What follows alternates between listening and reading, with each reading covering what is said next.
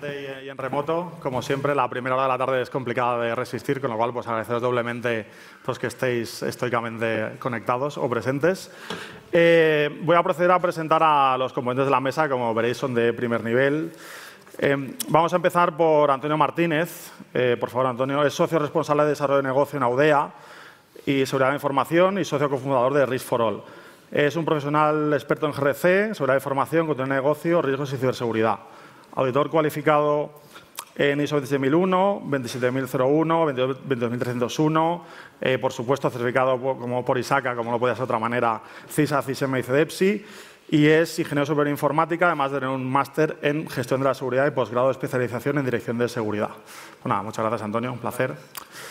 También nos acompaña Francisco Pérez Bés, socio de Derecho Digital de Ethics Tech, es abogado, antiguo secretario general de INCIBE desde el 2014 a 2019, profesor de Derecho y Ciberseguridad de la UFV, fundador de la Asociación de Expertos Nacionales de Abogacía TIC en ATIC, premio Confilegal 2023 a la trayectoria Legal Tech, coordinador del Grupo de Mentores Jurídicos en la National Cyber League de la Guardia Civil, autor del Código Electrónico del BOE sobre regulación de ciberseguridad y libro Cuentos de ciberseguridad, medalla al honor al mérito civil de la Guardia Civil y medalla al mérito de la Abogacía de Castilla y León, ambas por su contribución a la ciberseguridad. Pues por favor, Francisco, muchas gracias también.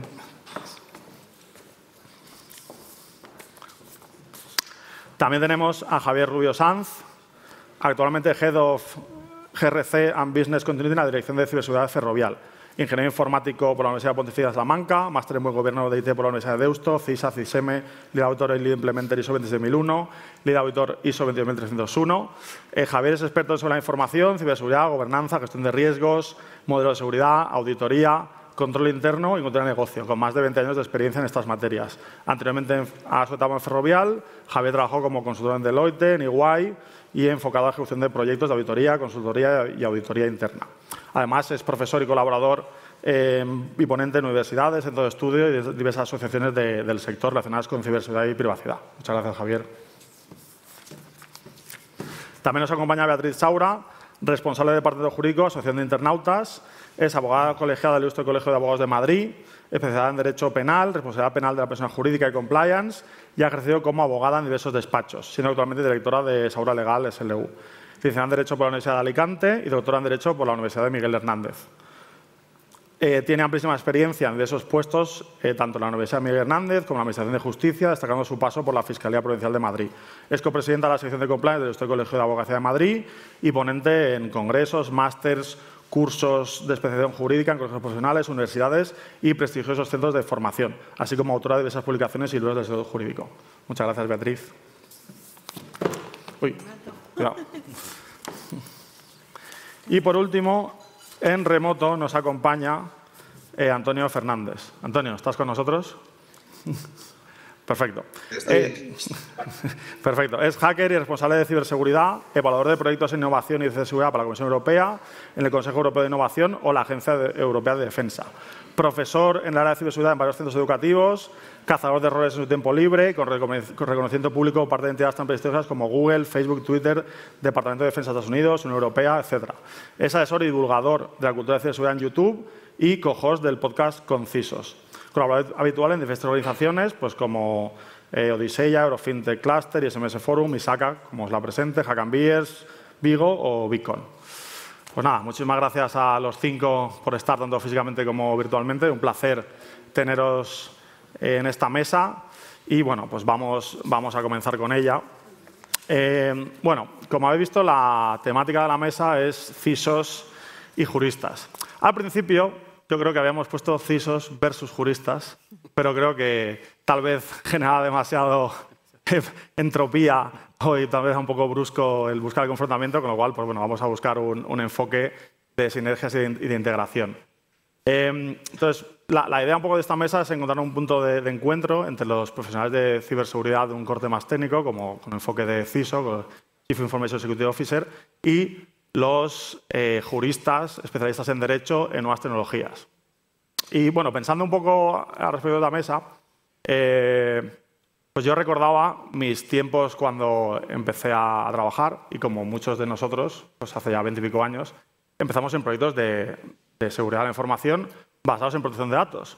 Y yo creo que un poco que el germen de los proyectos multidisciplinares que combinó a juristas en derecho con los tecnólogos, pues podría ser pues aquel reglamento, el 994 de 1996, de las medidas de seguridad para proteger los ficheros automatizados. Entonces, a los más jóvenes del lugar esto les sonará a chino. Bueno, desde mi punto de vista, yo creo que fue uno de los puntos iniciales en los cuales el mundo jurídico y del derecho iba por un lado, el mundo de la tecnología de información y la auditoría informática iba por otro. En algunos puntos se cruzaban puntualmente, digamos, pues tal vez en periciales, pero a partir de ese momento surgió una tendencia que es la que tenemos ahora, que están entrelazados de manera continuada y que ya no se entiende uno sin otro. Yo creo que ambas especialidades se han fusionado en una sola, en profesionales de la ciberseguridad, cada uno con su expertise y su conocimiento. Entonces, con lo cual, en estos 20 años, a partir de esta regulación y todas las que han ido viniendo, pues las nuevas regulaciones en protección de datos, el tema de ley DAS, directivas europeas en ciberseguridad, la NIS, NIS2, DORA, un larguísimo etcétera, pues hace que ambos profesionales sean tan necesarios para el ecosistema de la ciberseguridad que ya no existe uno sin otro. Entonces, bueno, con este punto de partida, evidentemente no vamos a hablar solo de protección de datos, sino quería, por iniciar, dar un punto de vistazo de salida a esta mesa, pues vamos a arrancarla. Entonces, os quería preguntar un poco pues, cuáles son los desafíos más comunes que desde vuestro rol, cada uno, pues bien CISOs expertos en ciberseguridad o expertos en derecho, ¿cómo os enfrentáis a las cuestiones cuando surge una problemática? ¿Cómo colaborar en aspectos de cumplimiento de normativa? Y entonces, ¿cómo enfocáis estos proyectos comunes? ¿Qué retos encontráis? Pues problemas, un poco dinámica. Entonces, no sé, Beatriz, si quieres empezamos por ti. ¿Te parece? Sí, pues funciona. Muchas gracias, José Miguel, a Isaka por invitarme y a todos ustedes por estar aquí. A ver, desde mi punto de vista, que es el de jurista, pues quiero decir, en primer lugar, que aunque los tecnólogos piensen que no entendemos nada de tecnología, y efectivamente así es y nos cuesta, cada día tenemos más claro que tenemos que trabajar mano a mano con vosotros. Un día en una charla que daba un tecnólogo decía, y me gustó el concepto, que él trabajaba muy a gusto con sus abogados porque no le decían que no, sino le decían cómo. Entonces, la cuestión está en que muchas veces para desarrollar y para hacer la función tecnológica, la función jurídica tiene que estar alineada y no tiene que acomodarse, porque aquí sí que tengo que entonar un mea culpa. A veces tendemos a decir esto no se puede y nos paramos ahí y no permitimos que avance. Y la tecnología tiene que avanzar y es cierto que el derecho siempre va detrás, pero tenemos que convencernos de que debemos ir a la par y desarrollar las herramientas, me refiero más a este ámbito, pues conjuntamente. Entonces, los desafíos que ahora mismo nos encontramos, pues son desde el punto de vista de los ataques, los que puede recibir la empresa, pero también desde que hay responsabilidad penal de la persona jurídica, tenemos que tener en cuenta que otro desafío es el prevenir desde la parte jurídica, bueno, no exactamente desde el área legal, que está más alineada con negocios, sino desde el área de compliance, prevenir que la empresa no cometa delitos. Delitos, pues eso en el ámbito de los datos, de toda la protección de datos, de los propios trabajadores o de terceros, y luego en el ámbito también del ataque a sistemas. Ha ocurrido que una empresa, para evitar la competencia de otra, realizó un ataque de negación de servicios bloqueando su página web para evitar la competencia. Entonces, a veces se tiene el concepto de que lo que técnicamente es posible, legalmente también lo es. Y esto pues no es así. Y por tanto, así pues por un poco iniciar el tema, creo que la posición debe ser, además he hablado con ellos para saber si tenía que tener miedo cuando llegara aquí y estamos todos muy en esa línea, que al final tenemos que buscar esos puntos de colaboración. Muy bien, perfecto. Pues bueno, es un primer punto de partida. Hacemos tu participación. Y bueno, yo creo que iremos ampliando porque esto da para mucho. Entonces cambiamos un poco de tercio. Entonces ahora, Javier, desde el contrapunto, ¿qué opinas? No, no es contrapunto. No, bueno, lo primero, dar las gracias a Isaac, a todos vosotros por darme la oportunidad de daros la visión de la ciber, ¿no?, dentro de esta mesa tan interesante. Me has hecho sentir mayor, José Miguel, que lo sepas, porque cuando has hablado de esos proyectos de... Madre mía, cuando empezamos a hacer y empezaba a colaborar, era cierto, no, esto es de legal, esto lo lleva la parte de seguridad. Bueno, pues es cierto que fue un primer y muy importante germen en el que se empezó a colaborar ambas organizaciones, ambas disciplinas, vamos a decir. Yo siempre recuerdo la primera vez de las primeras veces que en Ferrovial me tocó iterar el plan de continuidad de negocio. Uno de los procesos que me tocaba estaba relacionado con los compañeros de asesoría jurídica. Entonces yo le dije, no, pero tenéis que preparar un BIA, tenéis que hacer un análisis de cómo de importantes son los sistemas y dentro de toda vuestra operativa diaria. Y entonces la persona que era mi interlocutora me decía, ¿pero esto por qué? ¿Pero esto por qué lo tengo que hacer? ¿Pero esto dónde lo pone? ¿Pero esto que me estás pidiendo? Entonces, hasta tal punto que tuve que compartir con ella el estándar de continuidad de negocio donde venía. Una vez lo comprendió, fue como entrar como un tanque. Se llevó por delante y, de hecho, a día de hoy os puedo decir que son de los procesos más cumplidores desde el punto de vista de continuidad de negocio. Moraleja, pues que estas colaboraciones, digamos que requieren de fomentar una comunicación y fomentar que ambas partes, ponerte en el lado del otro, el otro en el lado del uno. Es bidireccional, por supuesto, pero a mí esa primera lección, según entré dentro de Ferrovial, me pareció muy ilustrativa, ¿no? De empezar a colaborar con el equipo de legal, que por supuesto al cabo de los años pues la relación se ha incrementado y se ha potenciado en diferentes ámbitos, ¿no? Pero bueno, como esta anécdota de colaboración, desde luego, me parece muy ilustrativa. En todas las bases a aquel punto de partida. También entiendo que ayudaría que hubiera un estándar por detrás, que también suele ayudar. Blanco sobre negro también ayuda más a enfocar las cosas, ¿no? Porque tampoco es algo que me dice Javier, sino, bueno, hay unas best practice, pero yo entiendo que eso también ayuda mucho a suavizar y agilizar las tareas. Genial, pues muy buena anécdota. Entonces, de nuevo, pues como Beatriz, comunicación. Al final, comunicación son puntos fundamentales. Francisco, te toca también apoyar la parte de jurista. Por cierto, perdona, sois tres tecnólogos contra 2 juristas, ¿eh? Solo que como Antonio es tan remoto, igual pues tenéis algo de ventaja. Podéis equiparar la balanza porque él no llega desde allí. No, muchas gracias por la invitación y por contar un poco con nuestra opinión, ¿no? Yo creo, bueno, ya lo han comentado, pero sí que quería hacer un par de matices. En primer lugar, yo creo que cuando hablamos de jurista es verdad que también tenemos que identificar dentro de la organización qué tipo de jurista hay, porque no es lo mismo que tengas una interlocución con el DPO, que a lo mejor está mucho más formado en temas tecnológicos, que hables más con el departamento de compliance, donde también tiene conocimiento tecnológico, pero lo enfoca desde otra óptica, o que lo enfoques con departamento legal, pues que no necesariamente tiene por qué tener un background tecnológico, y pues te puedes encontrar pues con un director más formado en societario, más formado en administrativo, que bueno, no significa que no tenga conocimientos técnicos, pero que proporcionalmente suele ser gente que tiene un poco más de distancia, porque su fuerte es otra cosa, ¿no? O su rol dentro de la organización es otra, ¿no?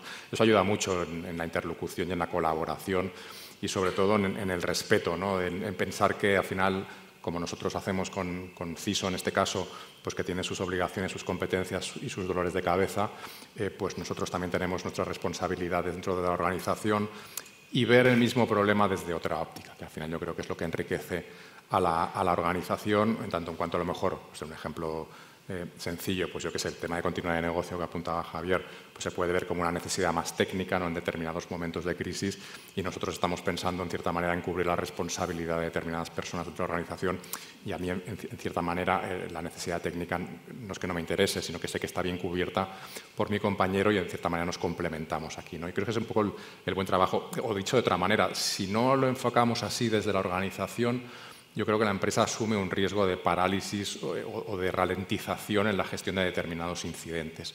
Y eso también me parece que es muy importante. Pero bueno, en la práctica, en los momentos así de crisis, yo creo que el tiempo es un tema que no nos ayuda a alinearnos, porque los tiempos son distintos en un profesional y en el otro.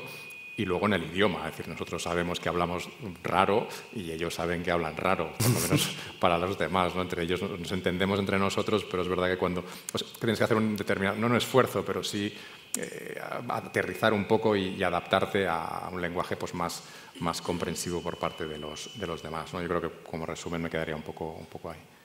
Sí, muy buen matiz, que realmente pues, juristas es muy amplio, pues, departamento de protección de datos, compliance, el departamento legal, digamos, corporativo, con lo cual pues, hay muchos enfoques dentro de la compañía, cada uno con pues, las leyes que le aplican. Y, bueno, también es interesante que no todos los juristas están en el mismo saco, cada uno pues, puede tener más o menos conocimiento y sus inquietudes en el corporativo también son distintas, con lo cual pues, puede haber varias conversaciones diferentes en función de cada jurista y cada uno pues, hay que tratar de que los tecnólogos se alineen con lo que busca cada jurista y viceversa, ¿no? Pero bueno, sí, es también muy importante el matiz, pues te lo agradecemos. Antonio, no sé si quieres añadir algo más, algún matiz o incluso, a ver, también entiendo que no todos siempre son camino de rosas y siempre han habido problemillas. Entonces, bueno, vamos a también a ser realistas. O sea, está claro que todos buscamos la comunicación, la integración, que todo funcione. Bueno, habrán habido situaciones más complicadas. Javier nos ha contado una anécdota positiva, pero seguro que habrá momentos tensos en los cuales ha habido que negociar arduamente, ha habido que pelear un poco y no sé si tienes alguna anécdota al respecto. Yo empezaría diciendo, un poco al hilo de lo que tú decías al principio, yo creo que este debate o esta mesa hace 20 años se llamaría CISOs versus, ¿no? Sí. Pues yo creo que todo el mundo en esa época pues, todavía tenía ese concepto de quizá dos áreas, no sé si enfrentadas, pero que todavía no había demasiada coordinación, ¿no? Por suerte yo creo que eso ha mejorado en los últimos 20 años, 20 y pico años, y creo que sigue siendo aún así algún hándicap, ¿no? Sigue habiendo en algunas empresas, ¿no? Decías alguna anécdota, pues yo creo que todo el mundo conoce en su empresa o en la empresa vecina, pues dos áreas que están enfrentadas o que no terminan de coordinar, o a veces por egos o por lo que sea, ¿no? Sí, destacaría quizá alguna cosa adicional. Lógicamente son cosas que yo creo que también se han superado, se han ido superando, y es las competencias y el lenguaje del que hablamos, en el que hace 20 años pues, no nos entendíamos prácticamente, y ahora, pues gracias a tanto competencias o estudios oficiales, no oficiales, másters, posgrados, etcétera, pues yo creo que hay un lenguaje que más o menos, evidentemente yo no podré posiblemente defender en un juicio ni escribir un contrato en condiciones, pero puedo entender, ¿no? a la persona que tengo enfrente. Y yo creo que eso es fundamental. Y luego otra cosa que yo destacaría a nivel de coordinación, que creo que debería, y que bueno, cuesta todavía en algunos casos, ver esa coordinación a todos los niveles de la organización, ¿no? Cuando digo esto me refiero, por ejemplo, el área jurídica es muy normal y todo el mundo ha entendido que participa de un comité de dirección desde hace muchísimos años. En cambio, todos sabemos, ¿no? Tenemos muchos ejemplos de que el CISO pues, todavía en muchas empresas no tiene ese valor, no se le da ese valor o esa autoridad para poder escalar a ciertas esferas, ¿no? Y eso creo que es importante a la hora de poder coordinar, porque al final es como estamos compitiendo, podemos pensar que estamos compitiendo en distintas esferas. Y eso, por supuesto, se propaga o se debería propagar hacia abajo. Es decir, que todas las áreas que estén abajo a nivel más táctico, más operativo, pues tengan que integrarse y operar, y a partir de ahí todas las iniciativas que haya siempre una intervención, ¿no? Tanto de una parte como de la otra, ¿no? Porque al final la interpretación de una ley, de un reglamento o lo que sea, pues a día de hoy es imprescindible las dos partes, ¿no? Sí, yo creo que muy interesante la reflexión de que es cierto que en estos, bueno, por decir 20 años, por poner un plazo, pero los tecnólogos nos hemos acercado un poco más a los juristas, por llamarlo de manera genérica, por necesidad. Al final, tanta regulación, normativa, leyes, estándares, pues bueno, hemos tenido también que adaptarnos a que no solo es el teclado y la pantalla, sino interpretar pues, lo que esté escrito en pues, incluso una best practice, incluso una ISO, pues también hay que interpretarla, ¿no? Ya no es una ley, pero hay que saber interpretar lo que dice. Y la parte de la visibilidad y de la igualdad de condiciones entre pues eso, CISOs y juristas, pues también muy relevante, que hay que competir en igualdad de condiciones. Entonces sí que es cierto que históricamente pues, la parte jurídica pues, tenía una mayor visibilidad, evidentemente justificada por la relevancia que tiene al negocio, pero que sí que ha evolucionado también la parte de la tecnología pues a equiparse, ¿no?, a la seguridad de la información. Por lo cual, también muy interesantes tus aportaciones. Muchas gracias. Y bueno, Antonio Fernández, en remoto, te toca. Cuéntanos, ¿qué opinas al respecto? Pues totalmente de acuerdo con mi tocayo.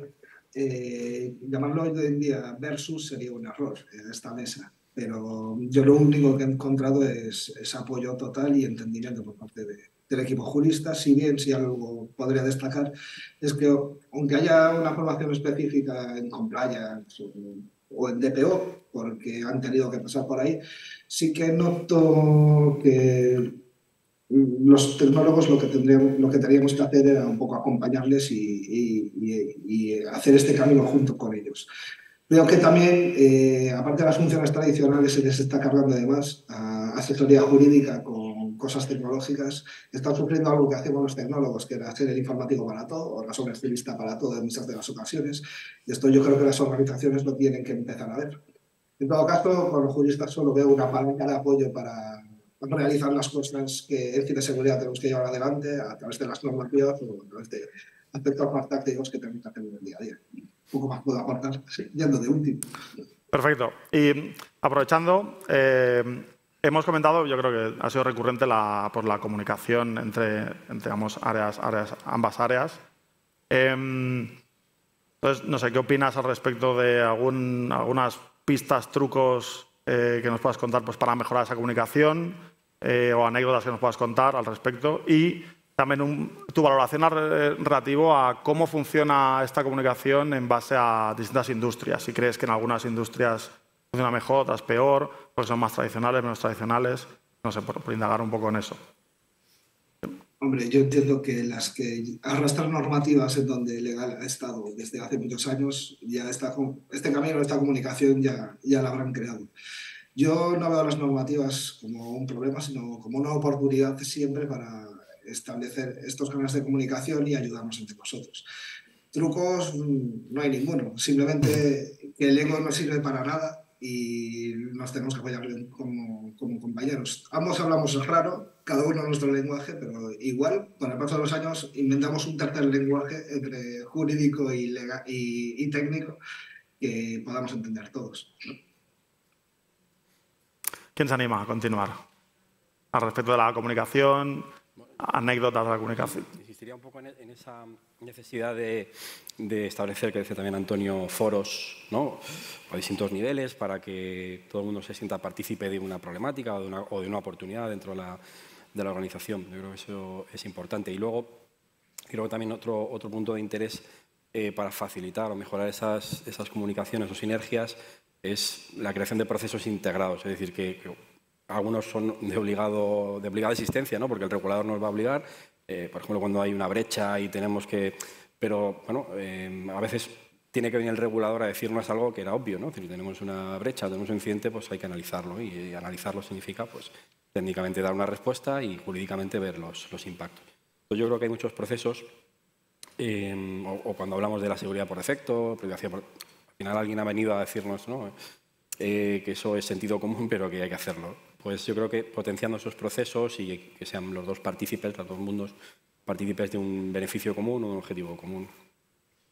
Y en general, por vuestra experiencia, ¿pensáis que hoy en día la comunicación entre ambos mundos funciona? O no sé, ¿qué nos puedes contar? No sé, Beatriz, ¿cuál es un poco tu experiencia al respecto? Sí, yo diría que se intenta más que se consigue. Creo que tendemos a trabajar un poco por nuestra cuenta y de vez en cuando pues los protocolos te obligan a reunirte, a hablar, o las incidencias y las emergencias te obligan a reunirte. Pero es cierto que estamos trabajando en ello, pero yo creo en general, por mi experiencia, veo que no es algo habitual, a ver, no es algo que fluya, es algo que se hace porque todos sabemos que debemos hacerlo, pero no me parece que sea algo que ahora mismo sea una forma habitual de comunicación la que existe entre unos y otros. Aún no es natural. No, yo creo que compliance lo ve pues eso, como un ámbito desde donde hay pues que adoptar unas medidas, unos controles, y se trabaja en ello porque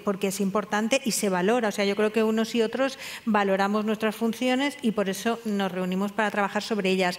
Pero que sea fluido, que sea algo habitual, yo creo que es más porque está protocolizado. O sea, el que fluya creo que todavía es el escalón siguiente.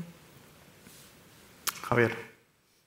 Yo sí tengo que hablar de la experiencia personal dentro de Ferrovial. Yo creo que nosotros lo hacemos de una manera muy natural. O sea, a lo largo de los años hemos tenido una evolución en colaboraciones.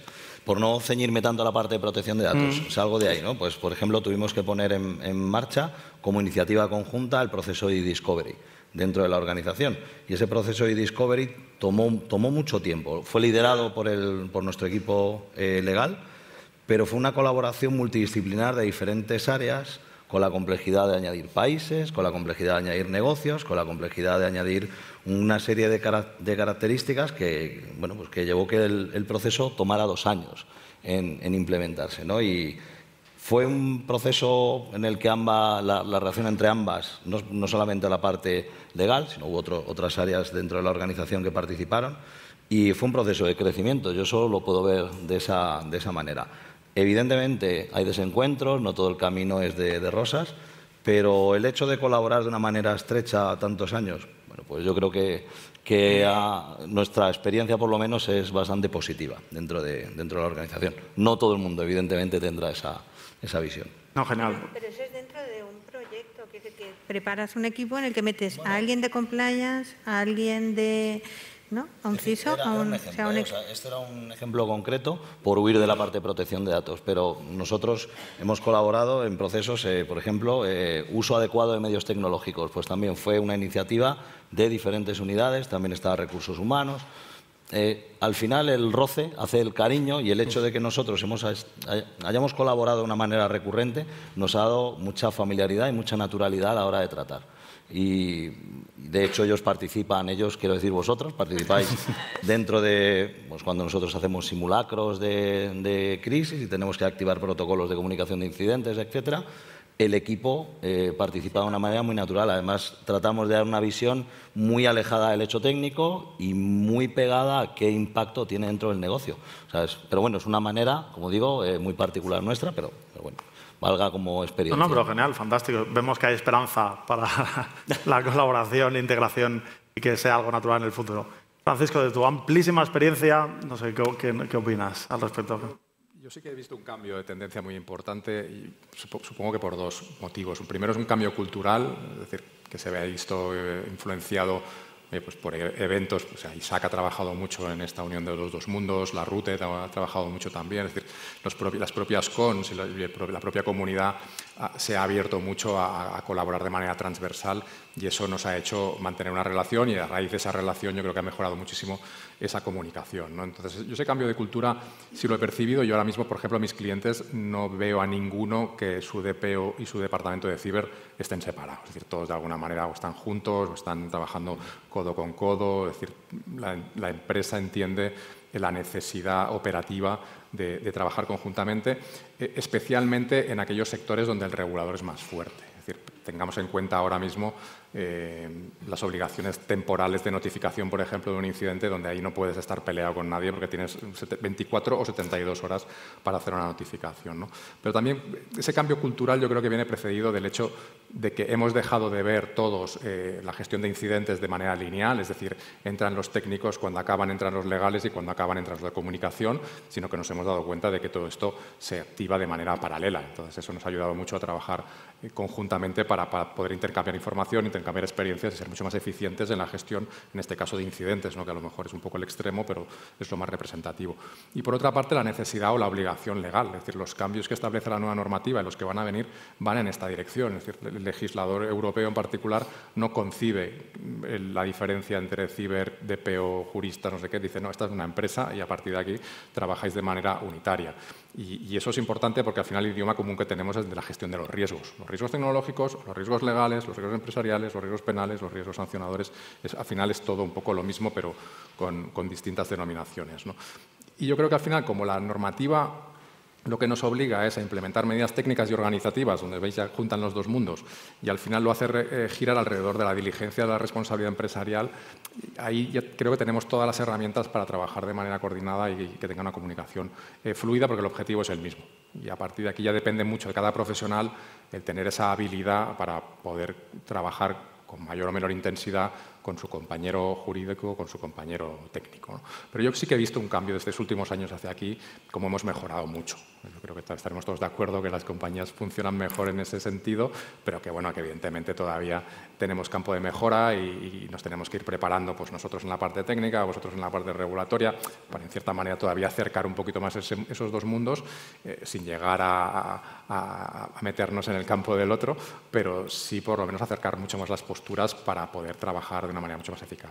Claro, al final la normativa es la palanca que obliga a las compañías a que todos los departamentos remen en la misma dirección. Entonces, en este caso, el objetivo es común. Claro, el propio título de la normativa ya nos lo dice, ¿no? Ya las leyes ya no son de defensa y de seguridad, ya es de resiliencia, y eso nos obliga a nosotros entrar ahí, ¿no? Para poder gestionar y ayudar a gestionar esa resiliencia, donde hay una parte organizativa cada vez más importante. Perfecto. Pues si os parece, continuamos un poco con posibles preguntas que os voy a lanzar. Bueno, al final todos tenemos claro que el dato sigue siendo, pues, algo fundamental, la información de las compañías, y, por supuesto, los datos personales, pues, también es uno de los aspectos vitales en la gran parte de las organizaciones que hay que proteger. Entonces, ahí, desde el punto de vista, de vuestro punto de vista, lo que es la protección del dato, ¿qué abogaríais? ¿Por un enfoque integral enfocado al cumplimiento escrupuloso de controles técnicos o más enfocado a la parte de cumplimiento? Porque ambas cosas pueden ser compatibles o no. Podemos enfocarnos más a vamos a cubrir el expediente o vamos a tener unas medidas de seguridad, pues, más potentes y más cuadradas, ¿vale? Entonces, Antonio Fernández, ¿qué opinas al respecto? Como yo te voy a decir, depende, pero yo creo que forma parte de esta comunicación que tenemos que tener con la gente de legal. Es decir, tenemos que llegar a un acuerdo en el que las dos partes, que al final solo somos una, veamos lo más adecuado. Lo más fácil quizás es el cumplimiento, pero muchos de los técnicos tiraremos más por dentro de lo que cabe ese control, ¿no? Esa checklist de una manera entendible también para la parte legal. Entonces, yo creo que en esos foros es donde tenemos que llegar a un acuerdo de lo que queremos entre todos para el bien de la organización. Entonces, pero bueno, esto tiene pros y contras. Pues, no sé, ¿te has contado alguna experiencia que nos puedas comentar? Un poco por darle un poco de salsilla a la sesión. Estamos siendo muy políticamente correctos y me gustaría, pues, poder contar alguna anécdota, si os parece. Si no os pongo en un compromiso. Hombre, en un compromiso no. Pero, a ver, la parte de cumplimiento ya la conocía, gente con la que trabajé del departamento jurídico, pero hubo que explicar un poco lo que era cumplir los controles y es algo que igual es más de auditoría interna, pero entendieron que era más cómodo a la hora de presentar a entidades externas tener ese control y poder seguirlo día a día. No es nada apasionante que te pueda contar, como puede ser igual en un incidente, que en un incidente es donde realmente se aprende y o en estos ejercicios donde hay que contar con los de jurídico. Y ahí es cuando igual puedes demostrar por qué hemos fallado. Porque hemos fallado porque este control no estaba totalmente acertado, por decirlo de alguna manera. Claro, en ciertos casos de uso, donde se ve más evidentemente, pues, el riesgo, como que se puede tocar ya, ¿no? Pues ahí es donde puede ayudar, pues, como palanca, pues, para que no se enfoque tanto al cumplimiento, sino también que tienen que haber unas medidas de seguridad, pues, suficientemente potentes, ¿no? Vale, sí, es una buena reflexión. Entonces, Antonio, por ejemplo, que te animas a continuar. Decía Beatriz hace un rato, ¿no? A ver, nos coordinamos porque nos han dicho que nos tenemos que coordinar. Esto es algo parecido. Nos protegemos porque a veces que alguien nos ha dicho que hay que protegernos. esto se llama el riesgo ha fracasado. Es decir, no somos capaces de... Tiene que venir el papá a decirnos que, oiga, que usted no tiene una contraseña en condiciones o no tiene un doble factor que proteja. Y yo creo que eso es el fracaso, viendo a un extremo, ¿no? Viéndolo desde un extremo, un fracaso un poco del riesgo, ¿no? Y el regulador a veces pues tiene que... Además es un enfoque reactivo, en el sentido de cuando el regulador entra, aparte todos conocemos los procesos, ¿no? de creación de una regulación, los tiempos que lleva. El riesgo no va a esa velocidad, el riesgo pum, ha llegado hoy y luego ya hablamos. Entonces yo creo que obviamente el inconveniente es ese, ¿no? El inconveniente es que es reactivo. Cuando ya entra la regulación, pues posiblemente haya habido muchos muertos por el camino, porque evidentemente nos han atacado y no éramos conscientes, y eso es porque los procesos de riesgos no están funcionando, ¿no? Nos estamos orientando, no sé, quizás un tema cultural, nos estamos orientando a lo que me dicen que tengo que hacer, ¿no? Y no a lo que debería hacer en función de lo que tengo que proteger, lo que vale mi organización, o lo que vende, lo que tiene, los servicios que presta, etcétera, ¿no? La ventaja, lógicamente, pues, es que te ciñes a un set de controles que me dice el regulador y parece que con eso pues, estoy cubierto, ¿no? Bueno, creo que el mundo ideal sería protegerme porque me tengo que proteger, porque he llegado a esa conclusión, y seleccionar un conjunto de controles. Ahora, la cuestión también es, la segunda pregunta sería, ¿qué controles, ¿no? Porque por eso quizá muchas de las empresas se van a lo fácil, entre comillas, ¿no? Que es, bueno, ya tengo un reglamento, lo cumplo y con esto creo que puedo estar bien. Y hay muchas iniciativas públicas y privadas de proporcionar ayuda a las empresas para no solamente cumplir, sino hacer más cosas, ¿no? y adelantarse a la regulación, porque al final la regulación, es decir, ahora estamos hablando de muchas regulaciones que llegan, inteligencia artificial, a ver, todo el mundo es consciente que hay un problema, no hay que esperar a que haya una regulación para meterle mano a la privacidad, para meterle mano a la fuga de información en las empresas. Pues yo creo que es un problema, por un lado, y bueno, y una bendita solución que la regulación también nos permite al menos tener unos mínimos o una base en la que podamos sustentar, porque si no... También está un poco cambiando. Bueno, sí, Beatriz. Yo quería decir una cosa, Lilo, que es que me parece muy interesante, que creo que hay que hacer más formación y dar más información, porque yo, por mi experiencia, veo que muchas veces la gente hace verdaderas barbaridades porque no son conscientes de que lo que están haciendo puede ser incluso delictivo. ¿Los usuarios te refieres? Sí, me estoy refiriendo ahora al usuario. En materia, vinculándolo con la materia de protección de datos. O sea, yo he tenido gente que ha entrado en un ordenador de un trabajador sin tener un protocolo previo diciéndole pues lo del test Barbulescu, de usted no puede tener información privada porque la empresa va a poder acceder en estas condiciones con determinadas garantías y demás. Entonces, directamente han accedido a ese ordenador. Entonces, aparte de que las pruebas que se obtienen son todas nulas porque no se han observado las garantías, porque se ha vulnerado pues, el derecho a la intimidad, claro, la privacidad y demás, el artículo 18 de la Constitución, es que han cometido un delito del artículo 197. Entonces, es un delito que además pueden cometer las empresas. De manera que si tú alegremente entras en el ordenador de tu empleado y no tienes esa prevención, esa política, pues las pruebas no te van a servir para poder despedirle ni para reclamarle nada, pero es que además tú y tu corporación, porque lo estás haciendo en beneficio de la empresa y es un delito de los que puede cometer la empresa, vas a ser autor de un delito. O sea, que es tremendo y yo no creo que lo hagan con mala intención, todo lo contrario. Es que nadie piensa que eso puede ser un delito, como muchas veces tampoco lo piensan cuando entran en el ordenador o en el móvil de su pareja o de una persona que no les autoriza. El mundo de la tecnología hay muchos límites y hay no hay información, no todo el mundo sabe lo que aquí conocemos. Sí, las consecuencias que pueden tener esos actos, relativo con esto, sobre todo usuarios, y bueno, yo creo que el caso que estás comentando... Y empresa. Eso es lo que iba a decir, que tal vez estamos más enfocadas pues, a pymes que no tienen la capacidad suficiente, porque las grandes corporaciones pues, habitualmente ya tienen más madurez y han invertido más en este tipo de prevenciones, pues justamente tienen departamentos jurídicos, los departamentos de seguridad de información y de informática están teóricamente, ¿vale? Teóricamente. Pues siempre hablamos teóricamente.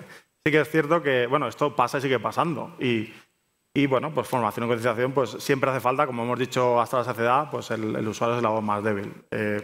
Bueno, es una buena puntualización. Continuando con lo que comentaba Antonio, creo que es muy importante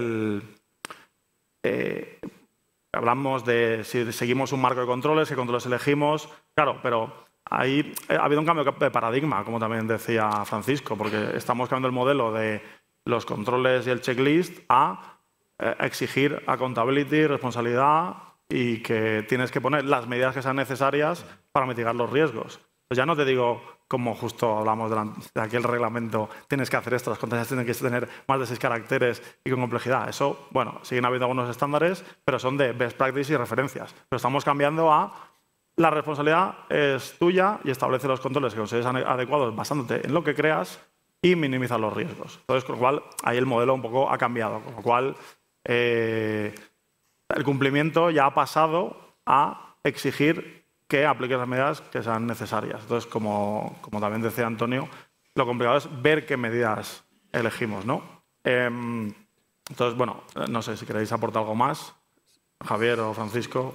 Bueno, lo has dicho perfectamente, ¿no? Yo creo que la legislación precisamente ha dado ese cambio para no decirte va para estado los 10 cosas que tienes que hacer, como ocurría antes, sino, oye, tú sabrás, tú conoces tu empresa, tú conoces tu sector, tú conoces tu negocio, pues tú decides y asume la responsabilidad de qué medidas tienes que implementar. Y es ahí donde crea el trabajo de calidad pues, de profesionales como el CISO, que al final es quien toma esas decisiones diciendo, pues, mire, con ese análisis de riesgos que he hecho, ya no solo de mi empresa, sino incluso ahora con Directiva NIS 2 intersectorial, o sea, ya nos tenemos que ir a otros sectores a analizar también los riesgos de otros sectores interdependientes con nosotros o incluso los riesgos físicos, ¿no? Lo vimos también con la nevada de hace unos años, donde bueno, había gente que no podía entrar a mantener los CPDs y eso es un riesgo empresarial, ¿no?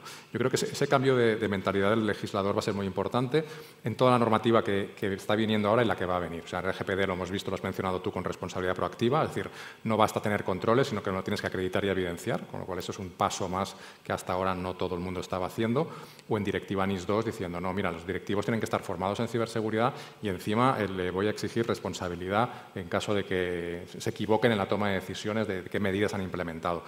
Y si encima le añades también el tema del whistleblowing, donde un becario o un tío que viene a hacer una entrevista te puede acabar denunciando por cualquier incidente que puedas tener en tu organización, también de ciberseguridad, pues entonces están poniendo un poco las herramientas de decir, oye, sé responsable y diligente y demuéstramelo. Y, por otra parte, está construyendo ciertas medidas de control, ¿no? Y que incluso externas como el canal de whistleblowing, para que la empresa tenga suficiente presión para que eso no lo abandone. Entonces, yo creo que ahí están haciendo, pues, el legislador en este caso, carga toda la responsabilidad en la empresa y se limita única y exclusivamente como regulador o autoridad de control a responder, en el caso que tengas un incidente, a responder si está de acuerdo o no con tu gestión.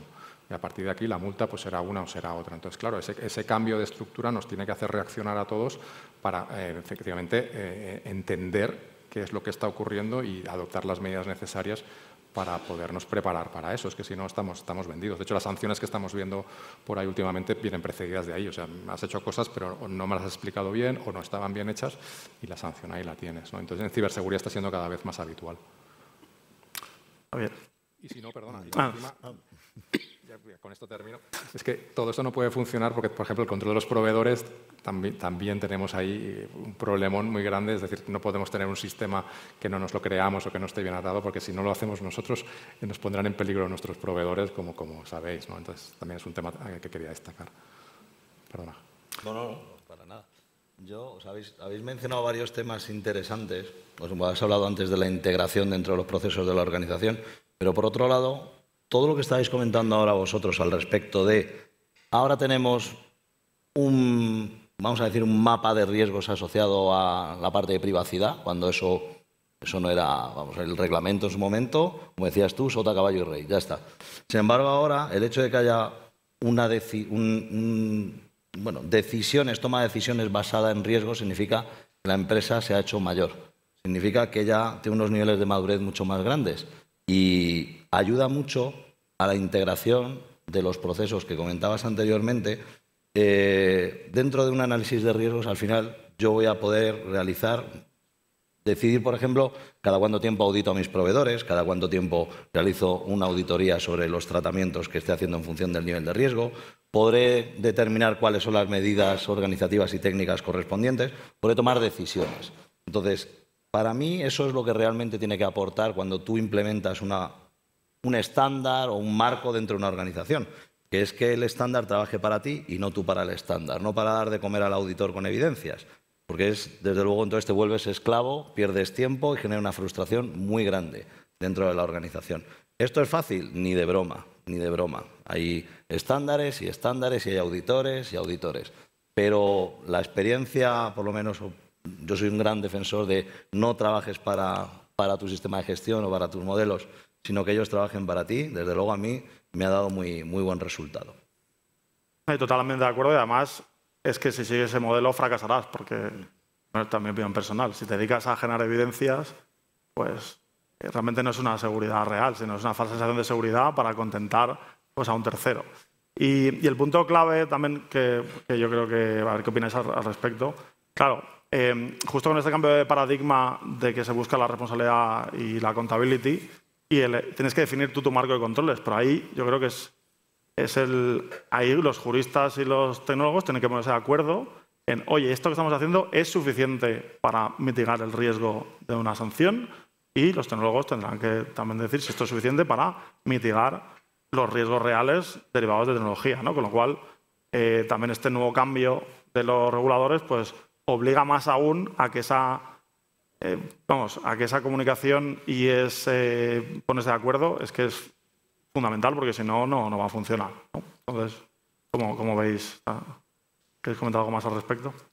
No, yo es que estoy totalmente de acuerdo, pero en lo que no estoy de acuerdo es lo de generar las evidencias. Ahí llámame jurista, pero claro, es manía, tenemos que guardarlo. Porque no, es generar ad hoc y digamos de manera un poco simplemente por el cumplimiento que decía antes Antonio. Ya, pero como ahora tenemos la responsabilidad penal de la persona jurídica, que es un adelanto de... Eso está claro. Claro. Es no generar por generar, solo por no decir, ven al auditor y 5.000 evidencias.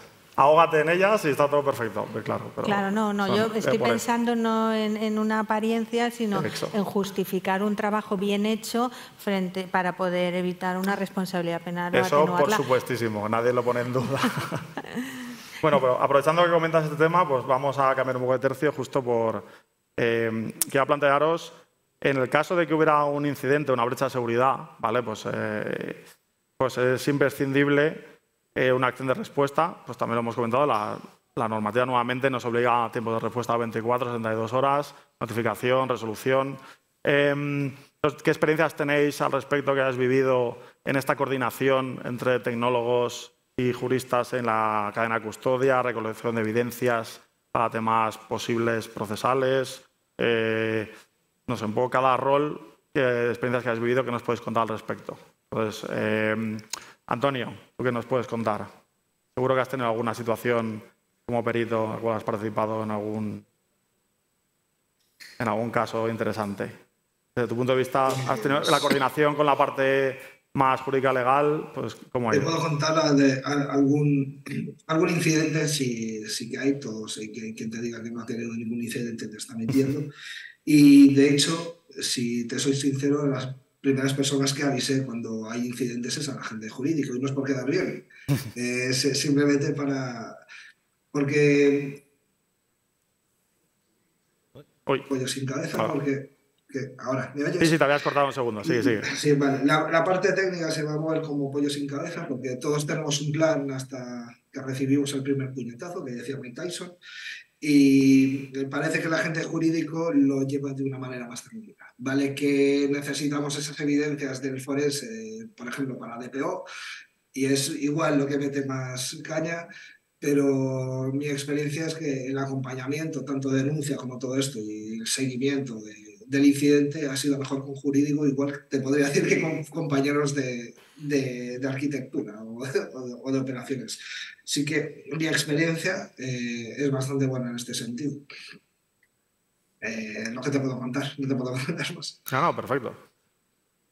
Y Antonio, por ejemplo, no sé, algunos retos que te has encontrado en alguna casuística, alguna anécdota que quieras comentar, no sé, tu punto de vista. Yo creo que, en mi experiencia, que he estado normalmente más en el lado de ayudar a CISOs, ¿no? O a empresas Una muy típica, ¿no? que seguro les ha pasado a mucha gente, es cuando te llaman para que le ayudes y empiezas bueno, cuéntame qué ha pasado, dónde has ido, y al final de la conversación te das cuenta que el sistema donde ha habido ese incidente sigue trabajando desde hace 7 días, te han avisado 7 días más tarde. Entonces, claro, no hay mucho que hacer, ¿no? Porque ya las evidencias, lógicamente, están totalmente modificadas, alteradas y no se van a poder tomar conclusiones. Entonces, eso yo creo que es un tema también posiblemente de conocimiento, ¿no? y de conciencia sobre esta tarea en la que la gente tiene que... Porque además, como hemos dicho antes por ahí, la cuestión es cuándo nos va a pasar, ¿no? Estamos muy cerca todos de que nos pase este tipo de cosas y tenemos que formarnos y saber cómo tienen que funcionar esos procesos. Y esa es quizás la más habitual, ¿no? Que nos suele pasar cuando alguien nos llama para que le ayudemos tanto desde el punto de vista técnico como jurídico, pues nos encontramos la situación ya bastante compleja. En cuanto a hándicaps, desde el punto de vista del CISO, yo creo que lógicamente es tener recursos adecuados y equipos adecuados para responder rápidamente a los incidentes, ¿vale? Yo creo que eso es una de las principales hándicaps que pueda tener un CISO. Si no tiene recursos, pues lógicamente ante un incidente poco va a poder hacer. Equipos de monitorización, de detección, de respuesta temprana, de coordinación, si es posible, con otros equipos que puedan, digamos, ayudarle o que puedan compartir cierta información relevante acerca del posible incidente. Y aquí, como decía creo en la pasada intervención, la integración con los juristas, ¿no? Es decir, y también lo decía Antonio hace un ratillo, que lo primero que hago es llamar al abogado, llamar al jurista, al departamento jurídico. Bueno, pues ese proceso tiene que estar totalmente integrado y poder trabajar. También diría un tema, creo que no hemos dicho nada hasta ahora, en relación a estos protocolos, estos procedimientos, donde también vemos que hay bastante descoordinación y es falta de entrenamiento, ¿no? Y ahí nosotros, por ejemplo, estamos últimamente trabajando mucho en esa línea, ¿no? de hacer simulacros de gestión de crisis, donde se participen todas las áreas involucradas, ¿no? Tecnología en la parte que le toca, ámbito jurídico en el análisis del impacto jurídico, en las consecuencias, en cómo, incluso en los aspectos de comunicación. Entonces, yo creo que hay muchos ámbitos ahí de coordinación que no solamente tienen que estar escritos, que ya está bien, ¿no? Si lo tenemos escrito además, sino que, bueno, habría que dar un paso más y de hecho los propios clientes se dan cuenta, ¿no? Cuando se hace el primer ejercicio se dan cuenta que no están preparados, ¿no? Que es como que no sé, y ahora quién habla, ¿no? Y ahora quién... Entonces yo creo que eso es interesante también, es un hándicap a día de hoy.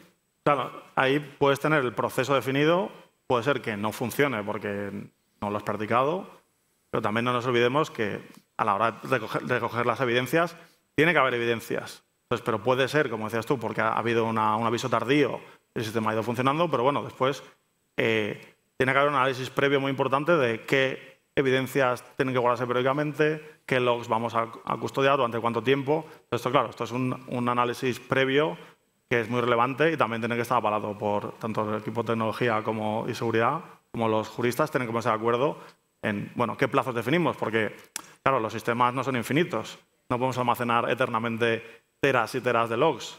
Entonces, ahí pues, también pues, quería lanzar este apunte de que puede funcionar el proceso, lo podemos tener muy definido, pero luego tenemos que ver si hay algo que rascar. Eso es tan importante porque el proceso puede funcionar magníficamente, nos coordinamos, el tiempo de respuesta es magnífico. Bueno, vamos a ver las evidencias. No, que no tenemos configurado el sistema de correlación, no tenemos los logs, los hemos machacado. ¿Esto cuántas veces ha pasado? Muchísimas, ¿no? Entonces, unas cuantas, ¿no? Esto, bueno, entiendo que también la madurez de las organizaciones, pero que no demos al final ahí la pata tecnológica, pero también junto con la justificación legal de los plazos de conservación es vital. Entonces, esto también es súper importante para este proceso. O sea, todo tiene que estar muy atado. Entonces, no sé, ¿queréis aportar algo más, Francisco, por ejemplo? Sí, bueno, remitirme a la ley. Es que habla de implementar medidas técnicas organizativas a veces suficientes, adecuadas o proporcionadas. Implementar es no solo tenerlas escritas, es realmente que estén funcionando, que compruebes que funcionen, y es ahí donde entra un poco ese trabajo, ¿no? Pero bueno, yendo a tu pregunta anterior, un poco con el tema de la gestión de los incidentes y la coordinación entre los dos equipos, o sea, por mi experiencia, o sea, ningún incidente bien gestionado ha tenido problemas de coordinación interna entre CISO y DPO o CISO y jurídico. Eso está claro. Y hay ejemplos de empresas que han sufrido incidentes importantes y que todos conocéis y que al final, pues en este caso la agencia archivó el procedimiento porque se había acreditado un buen trabajo conjunto, ¿no? En ese sentido. Y yo creo que eso es una garantía, no te resuelve siempre, no te salva siempre de la sanción, pero la probabilidad de que tengas un archivo del expediente se incrementa muchísimo frente a otras situaciones en las que no puedas trabajar de manera coordinada o no seas leal con tu compañero o le ocultes información o le avises tarde. Es decir, me remito a lo que decía al principio. Aquí cada uno tenemos nuestras funciones dentro de esa cadena y si tú no ayudas a tu compañero, perdemos todos, ¿no? Y eso creo que cada vez está cuajando un poco más, ¿no? Y sobre todo, en materia de protección de datos lo hemos aprendido a golpe de sanción, pero es que en ciberseguridad va a llegar el órgano sancionador y entonces cuando llegue ese día no podemos estar otra vez pensando, ostras, que tengo que implementar. No, o sea, ya lo sabemos y cuando empiecen las sanciones ya están recogidas en la ley. Lo que pasa todavía no tenemos un organismo inspector y sancionador bien definido que meta las mismas sanciones que mete la agencia, pero cuando ese día llegue no podemos estar lamentándonos de no haber tenido tiempo suficiente como para poder prepararnos para eso, ¿no? Con lo cual yo creo que hay que empezar a trabajar, ya quien no lo haya hecho. Sí, porque no solo es la sanción que llegue, sino el daño que te puede hacer ese propio incidente. O sea, es que ya son las dos cosas. Ahora, actualmente, como bien dices, pues aún no está definido el tema sancionador. Para protección de datos sí, pero para otras regulaciones. Ahora, el empuje que tienen las corporaciones es la imagen o el daño real que pueda haber pues, por filtración de datos, brechas de seguridad y que pueda afectar pues, directamente a los procesos del negocio y a la imagen, ¿no? Pero además de eso, que es el riesgo, digamos, real, llega también el riesgo regulatorio. O sea, que para protección de datos está, pero que para temas ciber pues va a llegar. Javier. Pues al respecto, abundando en esto último que comentábamos, recientemente sabréis que se han publicado las SEC Rules, que órgano regulador de mercado estadounidense, equivalente a la CNMV para cotizar en Estados Unidos, y ese es un ejemplo de la letra con sangre entra. Ha empezado a preguntar, a interesarse de una manera específica por la ciber, pero no la ciber de cualquier manera, sino porque el Consejo de Administración ejerza la supervisión de los riesgos de ciberseguridad dentro de las organizaciones, que haya un proceso y que el Consejo o los órganos de gobierno supervisen qué sucede en materia de ciberseguridad y que se tomen decisiones apropiadas. Viene acompañado, además, de la obligatoriedad de reportar incidentes a la SEC. Eso es uno de los ejemplos de cómo la ciber está adquiriendo madurez y peso dentro de la gobernanza de las organizaciones. O sea, que ya salimos de la cueva, digamos, ¿no?, de la sala donde nos tenían encerrados a los de ciber y ya tenemos que hablar otro lenguaje y tenemos que tener otras preocupaciones. Entonces, este para mí es uno de los grandes ejemplos que tenemos, que viene acompasado, ¿no?, pues, con otras regulaciones que están regulando pues, en esa materia. Pero la SEC siempre es la que ha dado el primer paso en estos temas, con la Sarbanes-Oxley, obligando a las corporaciones a que la responsabilidad de las cuentas fuesen fidedignas y correctas era de los directivos. Con lo cual, pues esto se ha extendido también a la parte ciber. Muy bien, interesante. Y Beatriz, bueno, tu experiencia o comentarios en cuanto a gestión de incidentes, un poco desde el punto de vista de jurista, ¿has tenido alguna experiencia? Un poco qué retos ves. A ver, yo personalmente no he tenido una experiencia de riesgo, en eso he tenido suerte, pero de todas formas yo también me dedico más bien a la parte de compliance y externa, o sea, como asesora externa, y a la parte penal, o sea, que a mí ya cuando han venido es cuando ya el problema estaba en el juzgado. Bueno, pero es interesante también desde ese punto. Pues, ¿qué te encuentras? ¿Te encuentras que las evidencias son suficientes? ¿Está bien preparado en general? No sé, ¿qué te encuentras al respecto? ¿Las evidencias forenses son suficientes para lanzar el caso? No sé, a ver, las evidencias forenses, en los casos que he tenido, las he pedido yo, ha venido una empresa y ha obtenido la información de los ordenadores y eso es lo que hemos aportado nosotros al juzgado. Claro, entonces, pero no me refiero en general, las compañías tenían suficiente información para poder argumentar los casos. ¿Te has encontrado en general que sí, que no? ¿Tú hubiese sido necesario más información? O sea, no sé cómo... En los casos que me han llamado como penalista, entonces me han dicho, nos ha pasado esto, tenemos sospecha de que hay aquí un problema, y entonces pues ya les he dicho, bueno, pues vamos a hacer esto con los ordenadores. He preparado más que nada la investigación interna previa a la presentación del procedimiento penal, porque es muy importante, antes de denunciarte, de denunciar algo que te puede afectar, porque es algo que ha pasado dentro de tu empresa y que puede causarte un perjuicio, ya sea civil o incluso penal, pues tienes que primero analizarlo, porque tu empresa a veces puede haber cometido un delito. Entonces, tienes que ver cómo, claro, de la parte de la persona jurídica. Es que es lo que yo he tratado en ese sentido. Entonces, es buscar las evidencias para hacer un estudio y ver de que no afecte a la compañía. Para que no se perjudique y tú presentar una denuncia en su caso, viendo las circunstancias que tienen la empresa. Entonces, las evidencias es una empresa externa la que revisa los ordenadores. Era por si tenías... Pues, no, experiencia de una brecha de seguridad de tener yo que intervenir, no he tenido ninguna. No te preocupes. Bueno, ya creo que estamos a punto, quedan 3 minutillos y como tenemos que cerrar la mesa en punto, no sé si alguien tiene alguna pregunta en estos 3 minutos. Maite.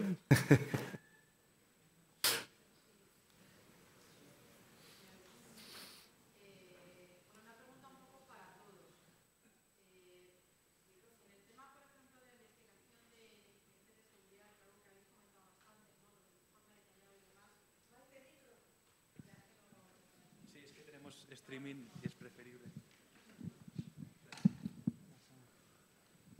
Sí, de mi experiencia con incidentes de ciberseguridad y demás, a la hora de hacer, la evaluación de un incidente de seguridad, los tiempos que se manejan, o sea, normalmente hablan de 72 horas las brechas, si son datos de carácter personal, incidentes graves, etcétera, etcétera. Pero en cualquier caso, en la documentación de ciberincidente, la pregunta un poco a todos, ¿en qué os fijáis los CISOs? Bueno, entiendo que, en mi caso, de responder al incidente, más que nada, ¿no? Más que hacer el informe.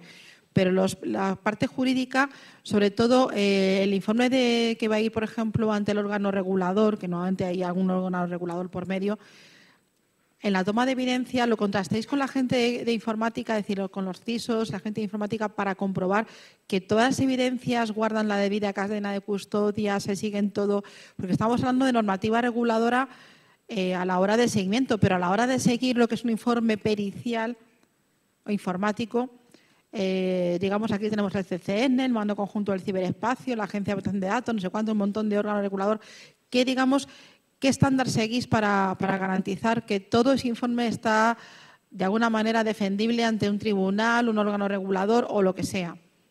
Muchas gracias.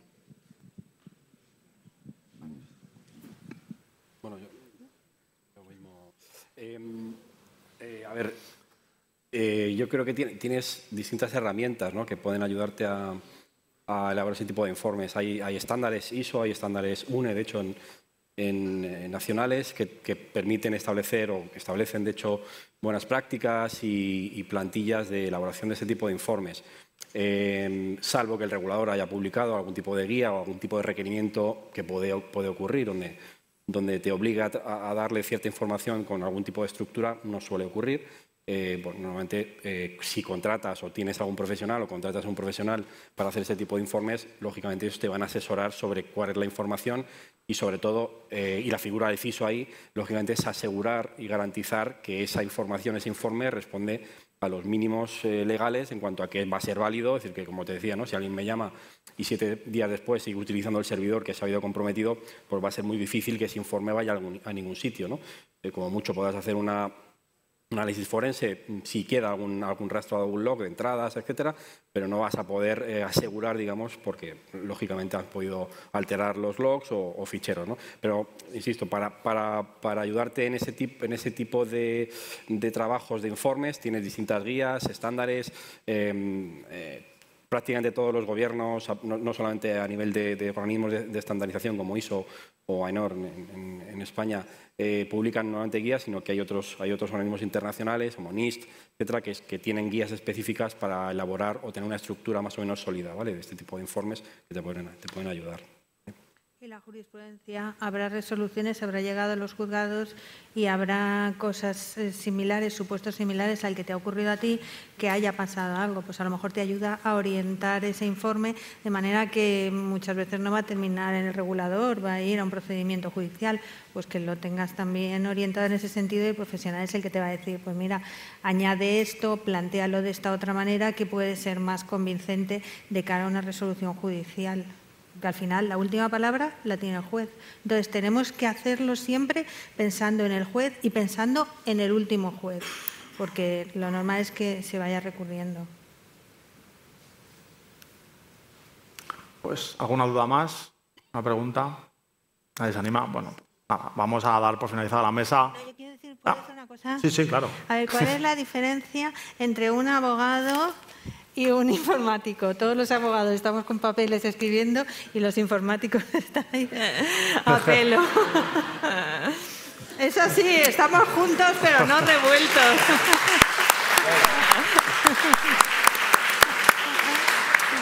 Que conste que yo tengo en papel, pese a ser de la rama informática, pero impreso.